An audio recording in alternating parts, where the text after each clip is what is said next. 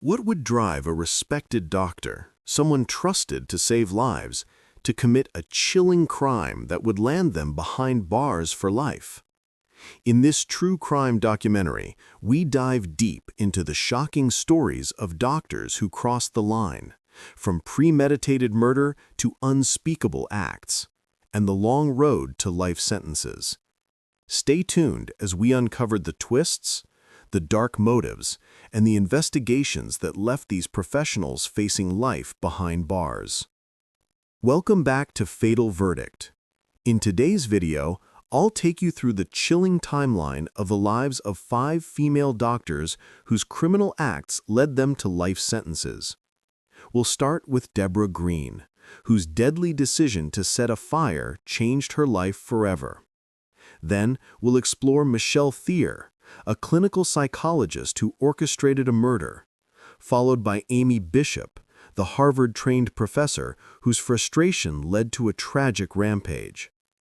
We'll also look into Dr. Lisa Tseng, a doctor involved in a devastating opioid scandal, and Dr. Lois June Farquharson, whose rivalry turned into a deadly plot. As we dive into each case, we'll explore the events leading up to the crimes, the investigations that followed, and the courtroom drama that sealed their fates. Drop a comment below to let us know where you're watching from. And if you enjoy true crime documentaries like this, don't forget to subscribe. If you're not subscribing yet, kindly tell us why in the comments. We'd love to hear your thoughts and feedback. From a doctor who turned against her family in a premeditated act of violence, to another who manipulated the system for personal gain, each case reveals a complex web of motivations, mistakes, and moral failings. The crimes they committed and the investigations that followed expose the darkest sides of their characters, and the courtroom dramas that ensued kept the public on edge. As we explore each of these cases, we will dive deep into the psychological factors, the shocking twists, and the impact of their actions on the people around them. The first case we'll cover is that of Debora Green, a respected ER doctor whose life fell apart in ways that no one could have anticipated. Stay tuned as we uncover the events that led to one of the most tragic moments in her life, and the life sentence that followed. Debora Green was a respected emergency room physician with a successful career and a family that seemed perfect on the outside. She was married to Michael Farrar, a cardiologist, and together they had 3 children and a comfortable life. But beneath the surface, their marriage was struggling. Over time, emotional stress and the pressures of their careers began to take a toll. Debora started to rely on alcohol to cope, and her behavior became increasingly erratic. As their marriage fell apart, Debora's emotional stability deteriorated. She and Michael began to argue more, and the growing distance between them became undeniable. In 1995, Michael filed for divorce, leaving Debora feeling betrayed and helpless. Rather than seeking support, she grew more isolated, trapped in her own emotional turmoil. The perfect life she once had seemed to slip further out of her grasp, replaced by a sense of frustration and anger that would eventually lead to devastating consequences. In the months before the fire, Debora's life seemed to spiral out of control. The breakdown of her marriage was made official when Michael filed for divorce in the summer of 1995. The emotional strain was intense, and Debora's already fragile mental state became more unstable. She began to rely more heavily on alcohol, which only made her behavior more unpredictable. Her emotional volatility was hard to ignore, and friends and family noticed her growing frustration and sense of betrayal. The distance between her and Michael increased, and Debora found herself struggling to cope with the situation. Tensions at home became unbearable, and her relationship with her children began to deteriorate.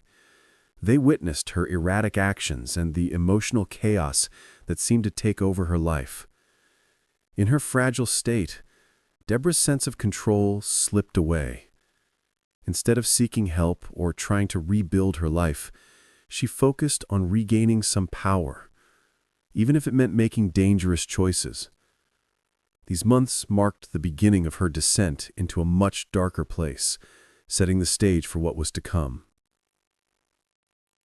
On the night of October 21st, 1995, a fire broke out in the Farrar family home. Debora and her 10-year-old daughter, Kate, managed to escape the flames, but the fire was too intense for her two younger children, Timothy and Kelly, who tragically did not make it out. At first, the fire seemed like a terrible accident, but soon the investigation uncovered a different reality. Fire investigators discovered multiple points of origin, suggesting the fire had been intentionally started. Traces of accelerants were found, pointing directly to arson. This was no random accident. It was clear that someone had deliberately set the fire. As the investigation continued, authorities uncovered a chilling detail. Michael Farrar, Debora's estranged husband, had been poisoned with ricin months earlier. This discovery linked the poisoning to the fire, leading investigators to believe that Debora had planned both acts. The evidence pointed directly to her involvement in a calculated and premeditated crime, one that would forever change the lives of her family and the community. The investigation into the fire quickly revealed that it was no accident. Fire experts identified multiple points of origin, indicating that the blaze had been deliberately started. They also discovered traces of accelerants, which confirmed the suspicion of arson. The fire was intentionally set, and the evidence began to point directly to someone within the family. Further examination of Michael Farrar's medical records revealed a disturbing detail. Traces of ricin, a toxic substance, were found in his system. Ricin is known to be highly dangerous, even in small amounts, and the discovery raised immediate concerns. This, combined with the timing of his symptoms, suggested that he had been poisoned months before the fire. The ricin poisoning linked Debora to both the attack on Michael and the subsequent arson. As investigators dug deeper into Debora's background, psychological evaluations provided crucial insights into her mental state. Experts suggested that her emotional struggles, which had been escalating over time, played a significant role in her actions. Debora's mental instability, coupled with her growing anger and sense of betrayal, led her to take drastic measures to regain control of her life. This emotional volatility made her actions all the more chilling, as it became clear that the fire and poisoning were part of a calculated plan, fueled by her deepening psychological distress. Debora Green's trial was a pivotal moment in the aftermath of a shocking crime. She faced serious charges, 2 counts of first-degree murder for the deaths of her children, Timothy and Kelly, along with 2 counts of attempted murder for poisoning her husband, Michael Farrar. Additionally, Debora was charged with arson for deliberately setting the fire that destroyed the family home. The prosecution presented a strong case, focusing on the undeniable forensic evidence that linked Debora to both the arson and the poisoning. As the case progressed, Debora's defense team realized that the evidence against her was overwhelming. Rather than risk a death penalty conviction, they entered a plea deal. Debora pled no contest to the charges, acknowledging that the prosecution had enough evidence to secure a conviction, though she did not admit guilt. On May 30, 1996, Debora Green was sentenced to life in prison without the possibility of parole for 40 years. The judge's ruling closed the case, sending Debora to prison for a crime that would forever change her life and the lives of those around her. This decision, though final, left lingering questions about what led a respected doctor to make such a devastating choice. Since her conviction, Debora Green has spent years behind bars at the Topeka Correctional Facility. Throughout her time in prison, she has made several attempts to appeal her sentence, hoping for a reduction in her punishment or a retrial. These appeals, however, have been unsuccessful. Courts have upheld her life sentence, citing the overwhelming evidence of her premeditated crimes. Debora's requests for a new trial and attempts to challenge the forensic findings have been consistently denied, leaving her to serve her sentence. As she continues to live out her sentence, Debora's story remains a haunting reminder of the complexities of human behavior and the devastating consequences of her actions. While she remains incarcerated, the public continues to grapple with the question of whether she is truly beyond redemption. Now we turn to the next case, where another medical professional's path to a life sentence was shaped by a series of desperate decisions. Let's look at the case of Michelle Thier. Michelle Thier, a clinical psychologist, was known for her calm and compassionate approach to her work. She had built a reputation for helping people manage their mental health struggles, offering therapy to those in need. On the surface, Michelle appeared to have a fulfilling career and a stable personal life. However, beneath her professional exterior, Michelle was battling inner turmoil, a struggle that she was unable to manage or share with others. Her husband, Daniel Thier, was the victim in this case. Their marriage, which initially appeared to be typical, was, in reality, filled with growing tension. As time passed, cracks started to show in their relationship.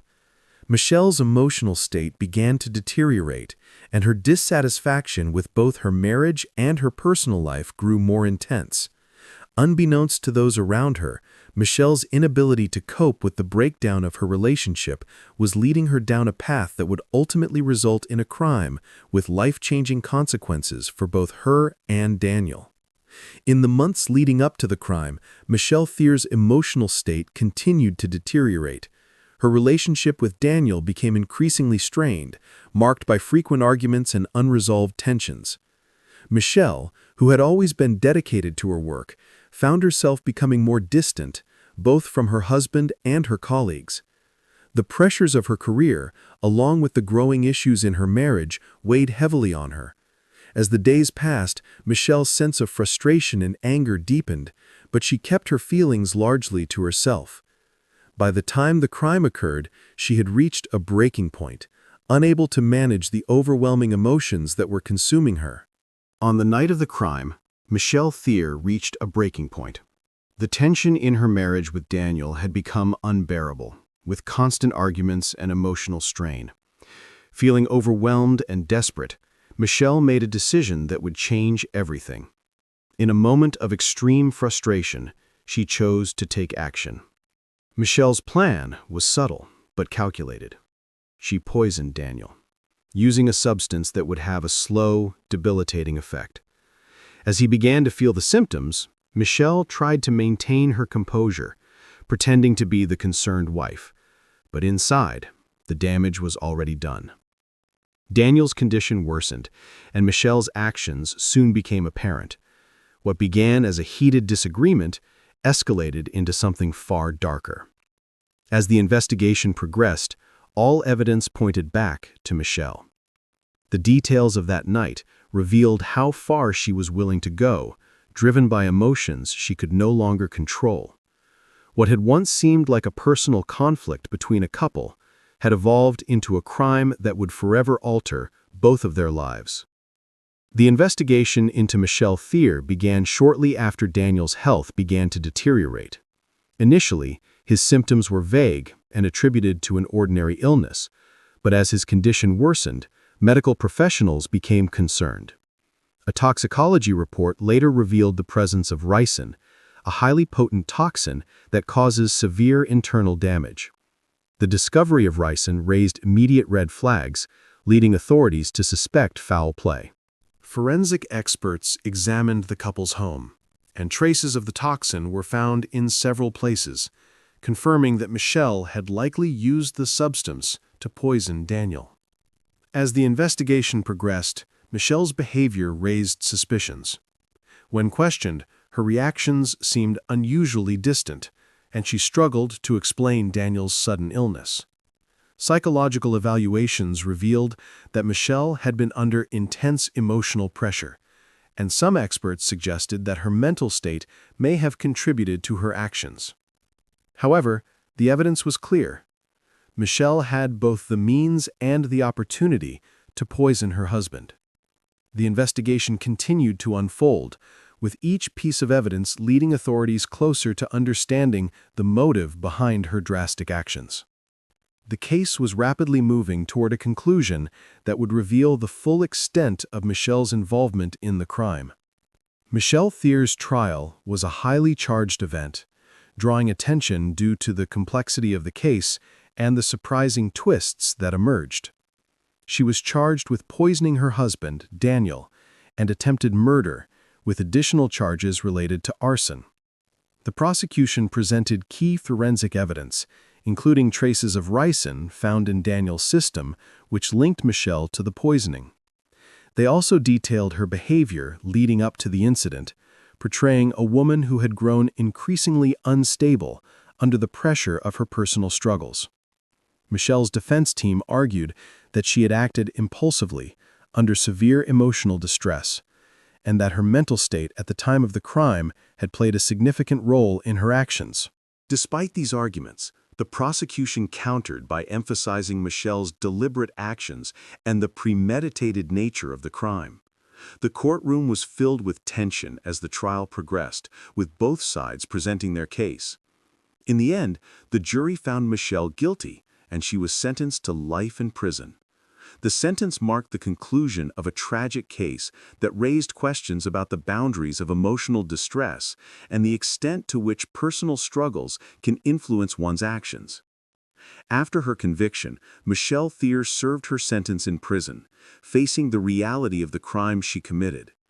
Over time, she sought to overturn her conviction through multiple appeals, hoping to reduce her sentence or even secure a retrial. However, each attempt was denied. The courts found that the evidence against her was irrefutable, and Michelle's life sentence remained intact. During her time in prison, Michelle's case became a somber reminder of the consequences of unchecked emotional distress. Her ongoing attempts to seek a reduced sentence highlighted the complexity of her situation, but the legal system maintained its stance. Now, we turn to the next case, the story of Amy Bishop, whose actions would also leave lasting effects on her life and the lives of others. Amy Bishop was a highly educated and accomplished academic, trained at Harvard and working as a biology professor at the University of Alabama. On the surface, she appeared to have a promising career ahead of her. However, there was an underlying tension in Amy's life that those around her often overlooked. Despite her intelligence, she struggled with feelings of inadequacy and frustration, particularly with her professional setbacks. Her victim, Professor Adriel Johnson, was a colleague who worked closely with her in the same department. Their professional relationship was marked by the pressures of academic competition, but things took a darker turn as Amy's emotional state worsened. Struggling with her career advancement and personal frustrations, Amy's ability to manage stress grew weaker. These ongoing pressures, combined with a sense of injustice over her perceived lack of recognition, ultimately pushed her to the breaking point. What started as professional dissatisfaction soon spiraled into an unthinkable act that would leave a lasting impact on everyone involved.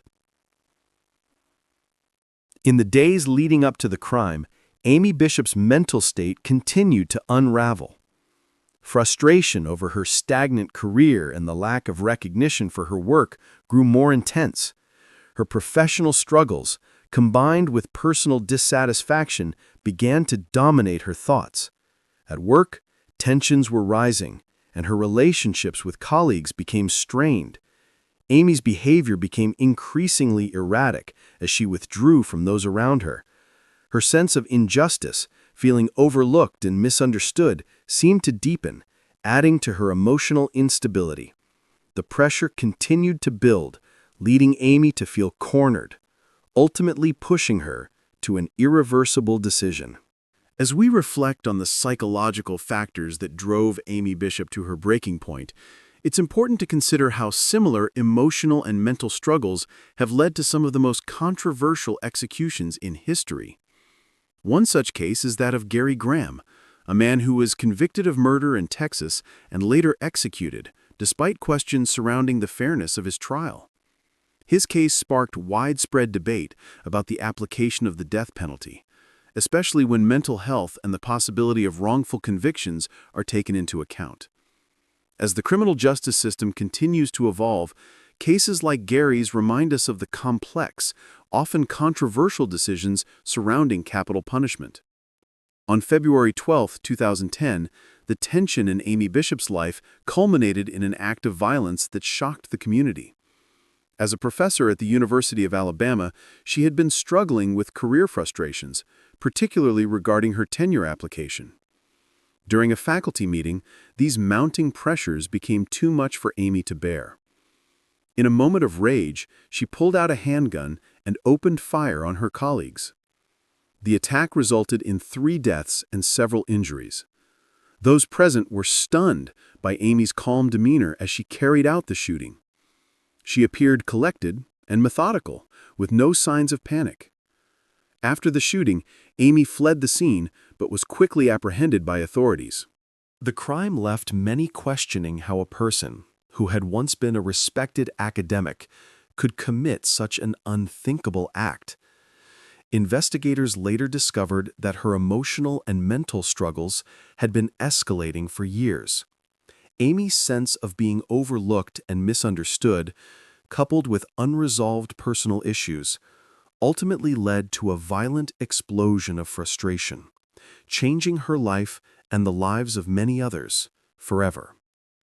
The investigation into Amy Bishop's shooting spree began immediately after the incident. Authorities quickly secured the scene, gathering evidence to piece together what had led to the tragic event. It was soon confirmed that the firearm used in the attack had been legally purchased, and investigators noticed Amy's calm and collected demeanor in the moments following the shooting. As they dug deeper into her background, investigators uncovered a history of personal and professional struggles. Psychological evaluations from earlier in Amy's life revealed a pattern of emotional instability, which appeared to worsen as her career in academia stalled. Her frustration over being overlooked for tenure and recognition seemed to compound her mental health issues, which ultimately led to her violent actions. Forensic evidence played a key role in linking Amy to the crime. Gunshot residue was found on her hands, confirming her direct involvement. Additionally, her behavior after the shooting, including her actions when confronted by law enforcement, provided further insight into her state of mind.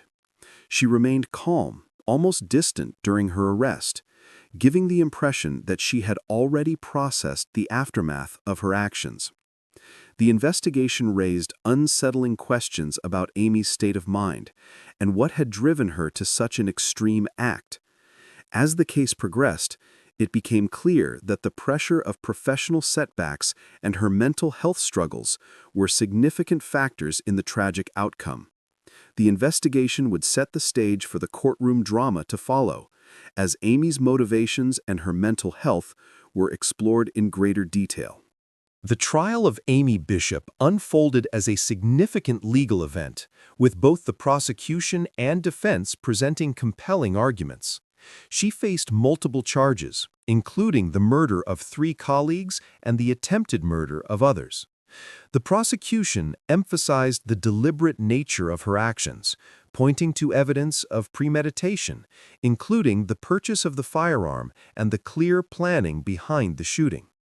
They also highlighted her emotional instability, referencing psychological evaluations that suggested her personal frustrations were escalating. In her defense, Amy's legal team argued that her actions stemmed from years of personal and professional stress, coupled with a history of emotional struggles. They claimed that these pressures ultimately led her to a breaking point, causing her to act without full control of her actions. Despite this, the prosecution countered, arguing that Amy's behavior during and after the shooting showed a level of composure and intent that made it clear her actions were far from impulsive. The courtroom atmosphere was tense, as the case revealed the complexity of Amy's emotional state and the circumstances leading up to the crime. Ultimately, the jury convicted Amy Bishop, sentencing her to life in prison without the possibility of parole. This marked a tragic chapter, raising lingering questions about the intersection of mental health and criminal behavior. After her conviction, Amy Bishop was sentenced to life in prison without the possibility of parole. The case prompted widespread discussion about the toll that emotional struggles and professional pressures can take on individuals, especially in high-stress fields like academia. Amy's mental health, which had been a factor in her behavior leading up to the crime, became a focal point in understanding her actions. Despite this, her appeals for a reduced sentence have been unsuccessful, with the courts maintaining their stance on her conviction. She continues to serve her time, and her case serves as a reminder of the complexities surrounding mental health and criminal behavior. Now, we turn to Case 4, where another professional's life took a tragic turn. Let's examine the case of Dr. Lisa Tseng, a story that reveals the darker side of the medical field. Dr. Lisa Tseng, a pediatrician with years of experience, was known for her commitment to caring for her patients. She was regarded as compassionate and skilled in her field, earning the trust of many families. However, behind her professional demeanor, Dr. Tseng was struggling with mounting emotional and personal challenges, which she kept hidden from most people. Her victim, Sophie Williams, was a young child under Dr. Tseng's care. Sophie, just 5 years old, had been brought in for what was expected to be a routine visit to the doctor. But what should have been a simple checkup turned into an event that would leave a lasting impact on both Sophie and her family. In the examination room, Dr. Tseng and Sophie's relationship, one built on trust and care, was tested. Unfortunately, Dr. Tseng's personal struggles began to influence her behavior in ways that no one anticipated.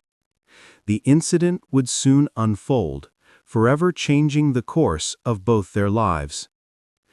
In the days leading up to the crime, Dr. Lisa Tseng's stress and emotional strain intensified. The pressures from her career and unresolved personal issues seemed to weigh heavier each day. She became increasingly overwhelmed by the demands of her work, with little support to help her manage the growing sense of isolation. Those around her began to notice signs of distress as her usual demeanor shifted. Colleagues observed her becoming more withdrawn, and her ability to interact with patients began to diminish. Her mounting frustration, paired with a sense of being unable to escape her situation, contributed to a feeling of helplessness that would ultimately lead to a tragic outcome. On February 9, 2011, Dr. Lisa Tseng found herself at a breaking point. Having been under immense emotional pressure, both professionally and personally, the tension that had been building within her exploded during a routine medical visit. The patient in question was 5-year-old Sophie Williams, a child who had come in for a checkup that would quickly escalate into an unthinkable act. During the consultation, Dr. Tseng's behavior began to shift, reflecting the internal struggles she had been hiding. What should have been a simple medical visit turned into a crisis as Dr. Tseng, in a moment of emotional instability, acted in a way that would change everything. Sophie's parents, who had trusted Dr. Tseng with their child's care, were blindsided by what unfolded. The police were quickly called to the scene, and Dr. Tseng was arrested without resistance. Her detached demeanor during the incident raised more questions about what led to such a tragic moment. The incident was a stark reminder of the pressures and strains that professionals in high-stress jobs like healthcare can face, often hidden beneath the surface. The investigation into Dr. Lisa Tseng's actions began immediately after the incident. Authorities were quick to secure the scene and gather evidence, speaking with witnesses and colleagues present during Sophie Williams' appointment. As investigators pieced together the timeline, it became apparent that Dr. Tseng had displayed unusual behavior leading up to the tragic event. In interviews, she appeared calm and detached, offering minimal explanation for her actions. Forensic experts began reviewing Dr. Tseng's medical records, trying to identify any signs of emotional distress or professional challenges that could have impacted her behavior. They also examined the way she interacted with Sophie and the medical procedures she had performed. Mental health experts were consulted to assess Dr. Tseng's psychological state, revealing that she had been dealing with mounting personal and professional stress. Further investigation pointed to Dr. Tseng's increasing feelings of burnout, as well as her growing sense of frustration with her career. These emotional struggles seemed to build up over time, eventually contributing to her loss of control during the medical consultation. Psychological evaluations indicated that she had been under considerable strain, which, along with the pressures of her job, may have led to a breakdown in her ability to cope, resulting in the tragic incident. The forensic and psychological findings revealed a woman who, despite her professional success, had been quietly battling emotional challenges that ultimately led to a moment of irreversible consequence. The trial of Dr. Lisa Tseng drew significant attention as it unfolded in the courtroom. She was charged with attempted murder and assault after an incident during a routine medical appointment. The prosecution argued that Dr. Tseng's actions were not an isolated event, but the result of accumulated stress and emotional instability. They presented evidence of her mental state, including psychological evaluations that highlighted her struggles with personal and professional pressures leading up to the incident. Witness testimonies from colleagues who had noticed changes in her behavior added weight to their case. In response, Dr. Tseng's defense focused on her history of dedication to her patients. They argued that her emotional distress had caused a temporary lapse in judgment, which she deeply regretted. The defense suggested that the overwhelming stress from her career had pushed her to a breaking point, resulting in a moment of uncharacteristic behavior. The trial was a tense back and forth, with the jury tasked with considering whether Dr. Tseng's actions were the result of a mental breakdown or an intentional act. In the end, the jury convicted her, and the judge sentenced her to a lengthy prison term. The case sparked conversations about the mental health challenges faced by healthcare professionals and the pressures that can lead to tragic outcomes. After Dr. Lisa Tseng's conviction, the case continued to stir conversations within the medical and legal communities.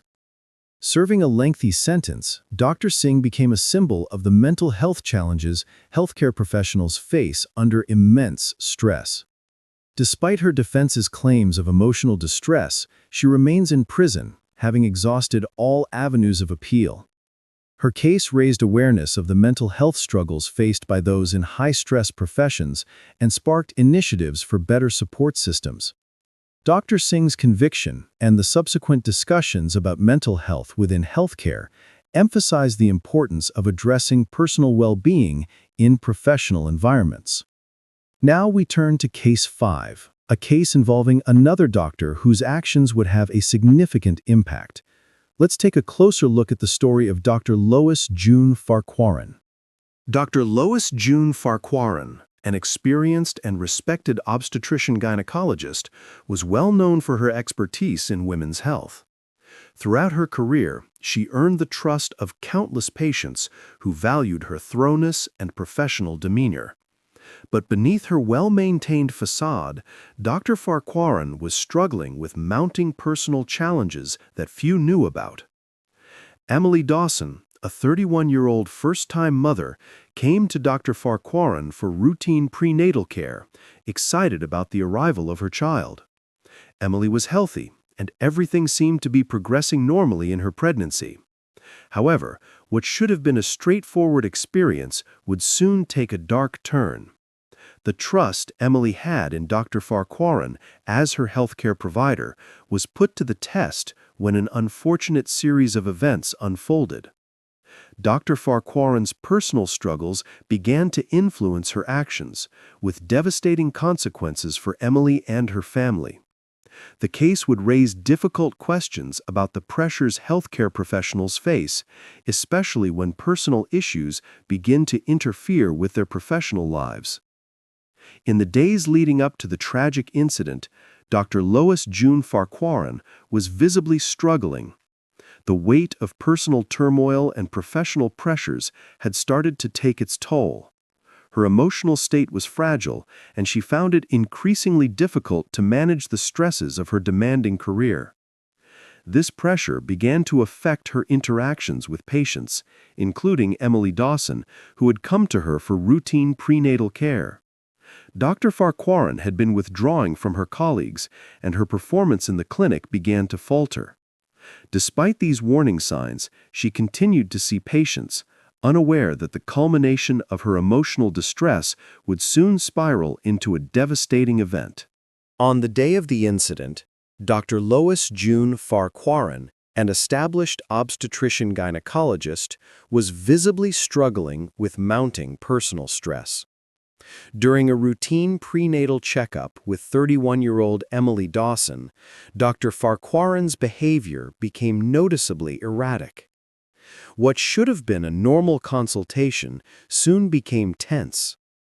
Emily, who was expecting her first child, began to feel uneasy as Dr. Farquharson performed the procedure with an unusual lack of focus.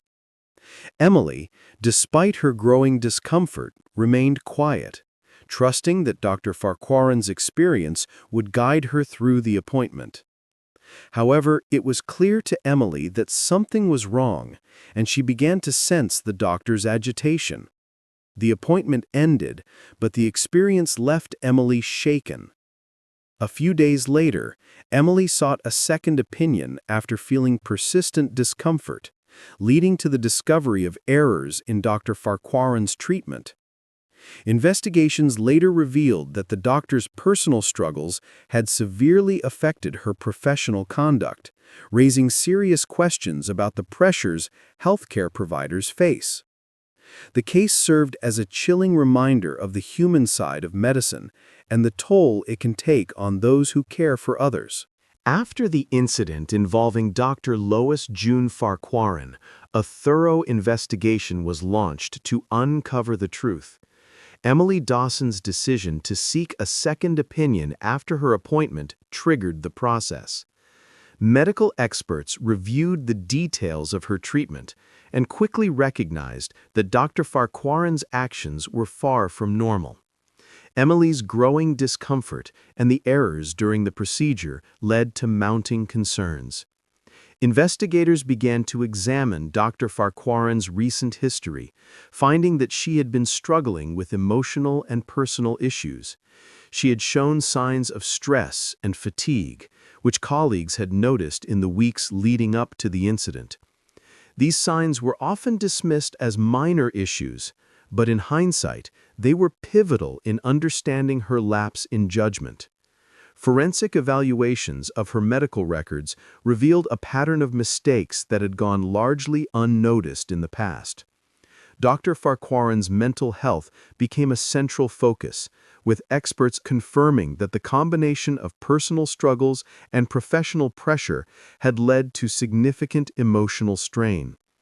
Psychological assessments were conducted, further revealing the extent of her stress and its impact on her performance.